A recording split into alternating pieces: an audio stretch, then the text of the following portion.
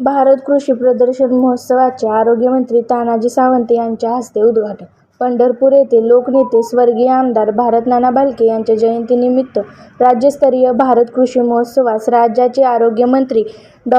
तानाजी सावंत, आमदार श्री यशवंत तात्या माने यांनी उपस्थिती दर्शवली. यावेळी विठ्ठल रुक्मिणी मंदिर समिती पंढरपूरचे अध्यक्ष भ. प. गहिनीनाथ महाराज औसेकर, वसंतराव काळे साखर कारखान्याचे चेअरमन कल्याणराव काळे, विठ्ठल सहकारी कारखान्याचे माजी चेअरमन भगीरथ भालके, युवराज पाटील, गणेश पाटील, नाना पाटील, भास्कर भोसले सह इतर उपस्थित होते.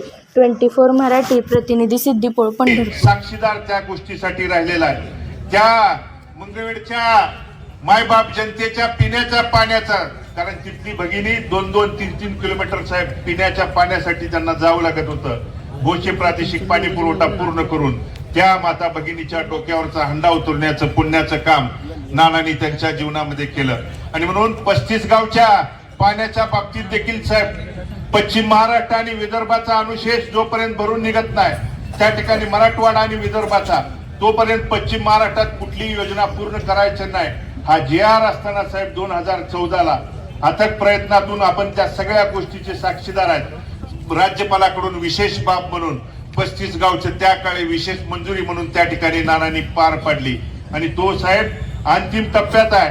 मुख्यमंत्री महोदयांच्या टेबलला त्या ठिकाणी मंजुरीसाठी आमच्या 35 गावचा पाण्याचा प्रश्न आहे साहेब. आपण मुख्यमंत्री साहेबांचे विश्वासू सहकार्यात आम्हाला आपल्या माध्यमातून साहेब मुख्यमंत्री साहेबांना साकडे घालायचं आहे की तो 35 गावच्या पाण्याचा प्रश्न त्या ठिकाणी पूर्ण झाल्यानंतर जे नानांनी तिथल्या जनतेला साहेब शब्द दिला होता की भले आपण दुष्काळात जन्मलो असलो तरी दुष्काळात मरायचं नाही म्हणून शेवटच्या श्वासापर्यंत त्या गोष्टीसाठी प्रयत्न केला होता.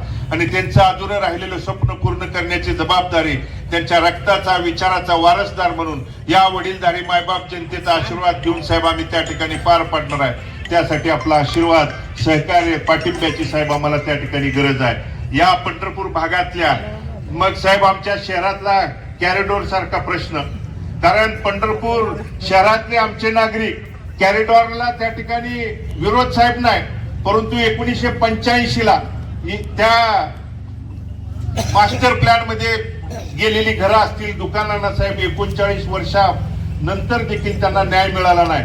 आणि म्हणून जर कॅरिडॉर सारखा प्रयत्न करून आमच्या तिथल्या सर्वसामान्य नागरिकांची घरं, दुकानं साहेब उद्ध्वस्त होत असतील तर त्या ठिकाणी आमच्या नवीन गोष्टीला, सुधारणेला कोणताच त्या ठिकाणी पंढरपूरकरांचा कधी विरोध नाही, परंतु नुकसान आणि त्या ठिकाणी त्यांना त्रास न होता तिथली सुविधा पुरवाव्यात साहेब. आपण त्यामध्ये लक्ष घालण्याची आपण साहेब गरज आहे. इथल्या भाटघरच्या आणि आमच्या उजनीवरच्या शेतकऱ्यांच्यासाठी साहेब, कारण पाण्याची पातळी आम्हाला उजनीमधलं पाणी कमी असल्यामुळे साहेब आम्ही जानेवारीमध्ये त्या ठिकाणी पाण्याची गरज नाही, कारण आम्हाला मार्च पासून पाण्याची गरज आहे.